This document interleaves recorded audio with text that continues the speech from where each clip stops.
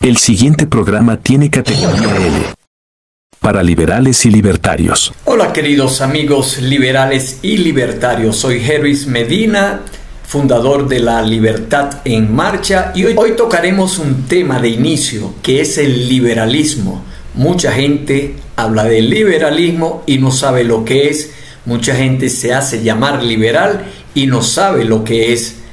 Entonces, en este video, a partir de hoy, como lo prometí, año 2025, comenzaré a dar las definiciones políticas y económicas de todas las escuelas, de todas las ideas, ideologías y dogmas que existen en el mundo y que han existido y que no han dejado de existir, pero sí han hecho de ella una gran confusión y lo han hecho como que si fuera algo nuevo. Entonces, en la tradición occidental existen ideas y conceptos que han moldeado nuestra manera de ver el mundo. Desde hace siglos son puntos claves que, si bien no han dejado de estar presentes, a veces han sido tan utilizados y manoseados que su significado se vuelve oscuro e incomprensible. Usa como se le da la gana. El liberalismo es lo opuesto al comunismo. El liberalismo es mi libertad absoluta de hacer lo que me dé la gana. Y en realidad son respuestas muy burdas que ignoran que el liberalismo es un concepto histórico muy complejo que se ha transformado de época en época y que no debería ser un genérico intercambiable. Muchas veces se habla del liberalismo como la cúspide de los sistemas políticos y económicos, un desarrollo progresivo inalterable, pero no hay un solo liberalismo, desde el clásico hasta el moderno o el social. Son posturas ideológicas en cambio y conflicto. Casi siempre los liberales se pelean por ver quién es el verdadero heredero del liberalismo. Pero existe tal cosa, ¿es siquiera posible? Eso lo averiguaremos en este video, pero primero lo primero, ¿qué es el liberalismo?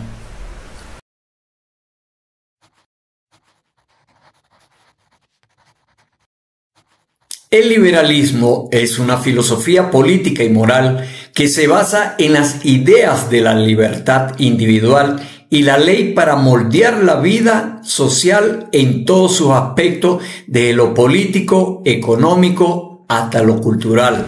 Hoy en día nos parece que el concepto de libertad es universal y que todo el mundo sabe lo que significa. Pero la idea que tenemos hoy de la libertad surgió realmente en el siglo XV a partir de la construcción de la modernidad.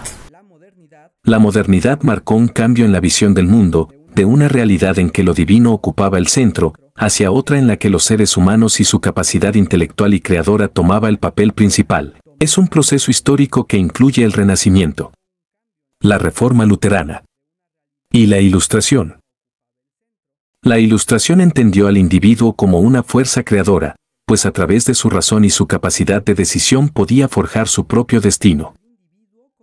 Se asumió que la naturaleza del individuo era alcanzar la felicidad por sí mismo, su intelecto y su voluntad eran suficientes para transformar el mundo y alcanzar sus metas, pero esto solo era posible si poseía la libertad. Siempre he pensado que esto de la individualidad es mucha responsabilidad.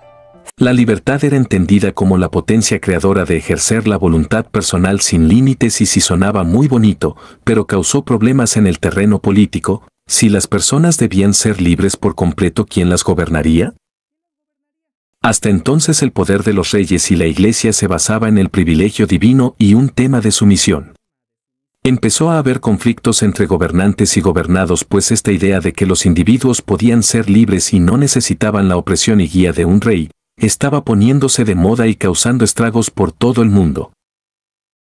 En 1688 estalló en Inglaterra la Revolución Gloriosa, un movimiento político que derrocó al rey Jacobo II a causa de un conflicto sobre la libertad religiosa. El resultado de la revolución, que por cierto fue sin violencia, hizo a Inglaterra abandonar su sistema político y cambiarlo por una monarquía parlamentaria. Desde entonces existiría un parlamento de políticos civiles, que tenía la posibilidad de restringir el poder del rey y la libertad de tomar por sí mismos las decisiones políticas, sin hacerle mucho caso al monarca. Esto no me gusta para nada.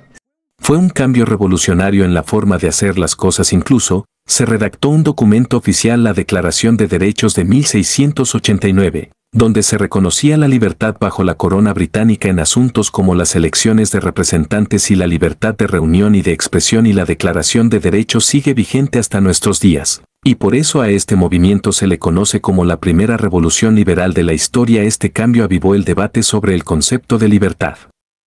¿Hasta dónde el individuo es libre? Su voluntad y deseo personal puede incluso imponerse sobre las tradiciones y la política. Dije que no. El filósofo inglés Thomas Hobbes decía que no.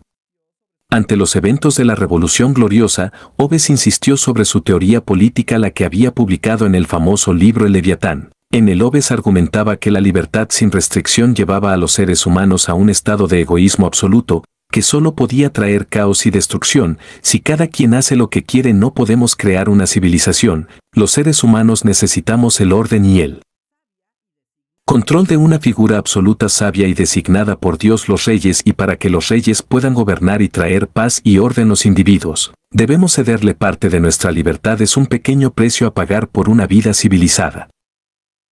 Este acto de limitar las libertades individuales en favor de la creación de un Estado es a lo que se le conoce como contrato social. Cedemos parte de nuestra libertad para que un gobierno se encargue de ordenar la sociedad para todos. Pero no todos coincidían con las ideas de Hobbes, en particular otro filósofo británico que es considerado el padre del liberalismo, John Locke. Locke estaba de acuerdo que la libertad era natural y que la sociedad empezaba cuando los individuos se organizaban, pero no creía que lo hicieran por obra del monarca al que se subordinan, sino que elegían libremente y en plena conciencia su manera de constituirse. La libertad y la razón determinan a los seres humanos. Soy un filósofo ilustrado. 1. Los seres humanos somos criaturas libres, independientes y perseguimos la felicidad por nuestros propios medios. 2. Los hombres tenemos derecho a la propiedad, a tener cosas propias que no estén ligadas al Estado, sino al trabajo personal. 3. Ningún puesto de poder es divino y eterno. El poder lo dan y lo quitan los individuos en común acuerdo y conforme a la ley. Por lo que los gobiernos deberían representar a la gente, y no solo a los líderes. 4. Si un gobernante se convierte en un tirano, ha violado el contrato social y los individuos tienen derecho a la revolución. Eso me interesa. Locke, el liberalismo encontró sus temas principales: libertad individual, libertad de expresión, libertad de mercado y libertad política.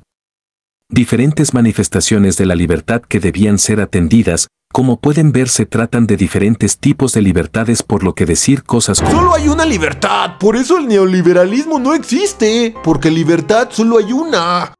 Es una reverenda tontería, así que no lo digan. Entonces se estableció la idea central del liberalismo, que el hombre es un ser libre por naturaleza y se es libre en cuanto el ser humano puede actuar sin obstáculos, de acuerdo a su verdadera y propia voluntad. El individuo se pone a sí mismo sobre los demás para ser libre y alcanzar la felicidad. El individualismo tiene sus orígenes en este pensamiento.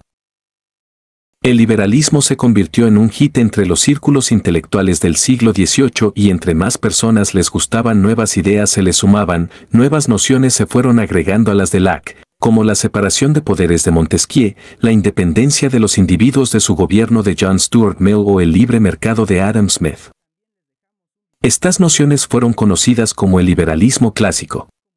Pero la idea que más pegó fue sin duda la de autodeterminación y derrocar reyes y tiranos. Bajo el liberalismo clásico sobrevinieron las revoluciones más importantes de la Edad Moderna, la independencia de las 13 colonias en 1776 y la Revolución Francesa en 1789. Ambos movimientos fundaron repúblicas liberales basados en principios legales en forma de constitución que garantiza libertad y derechos a sus ciudadanos. Las constituciones son características del liberalismo. Eso sí, hay algo que aclarar: todos los ciudadanos no equivalía a todas las personas, mujeres, niños, esclavos y muchos otros eran excluidos. El liberalismo solo procuraba los derechos individuales de hombres blancos europeos y en su mayoría burgueses. Esta diferenciación se hizo más clara en el siglo XIX conforme las repúblicas liberales y democráticas se hacían más comunes, la libertad individual se descubrió, estaba ligada al contexto económico y social, la revolución industrial, la globalización de los mercados y el capitalismo dejaron claro que la libertad es un privilegio exclusivo de las élites liberales y que los beneficios del liberalismo siempre son para todos. Por un lado, libertades y democracia, por el otro desigualdad y exclusión. Nunca podemos tener nada bonito. Aún así, el liberalismo logró imponerse en Occidente, pero las fallas a su sistema democrático o movilidad social y justicia y desigualdad empezaron a generar dudas y críticas, en especial en el siglo XX, cuando el fascismo y el comunismo presentaron una alternativa de organización política y social. Los resultados de la Segunda Guerra Mundial y la Guerra Fría devolvieron al liberalismo su lugar como postura política principal en todo el mundo. El liberalismo clásico debió adaptarse a un mundo diferente. Las democracias, aunque imperfectas, se mantuvieron, pero las luchas sociales del siglo XX fueron exigiendo nuevas libertades a las necesidades del contexto. El Estado liberal hasta nuestros días es un espacio de lucha y cambio, no un Estado perfecto que se mantiene así indefinidamente. Estas transformaciones dieron lugar a diferentes ramas del liberalismo, cada una con sus propias posturas y opiniones de lo que la sociedad debería hacer. Hoy en día hay liberales clásicos, igualitarios, sociales, humanistas, democráticos, de bienestar, institucionales, neoliberales y muchos otros más, y aunque mantienen sobre su línea los intereses por la democracia, la separación de poderes, la soberanía y los derechos individuales. En realidad, tienen profundas diferencias en otros temas. Además hay que sumar los enfoques regionales. Por ejemplo, el liberalismo mexicano es una cosa muy rara y particular. El liberalismo actual puede ser progresista o conservador, capitalista o de enfoque social. Asumir que solo hay un liberalismo lleva a confusiones, así que hay que estar muy atentos para entender su significado en un contexto específico. Ser liberal no es algo automáticamente bueno o malo, se trata de un sistema en constante adaptación con sus errores, aciertos y posibilidades de transformación o desaparición. En la historia humana nada es seguro ni para siempre. Comparte si crees en la libertad económica.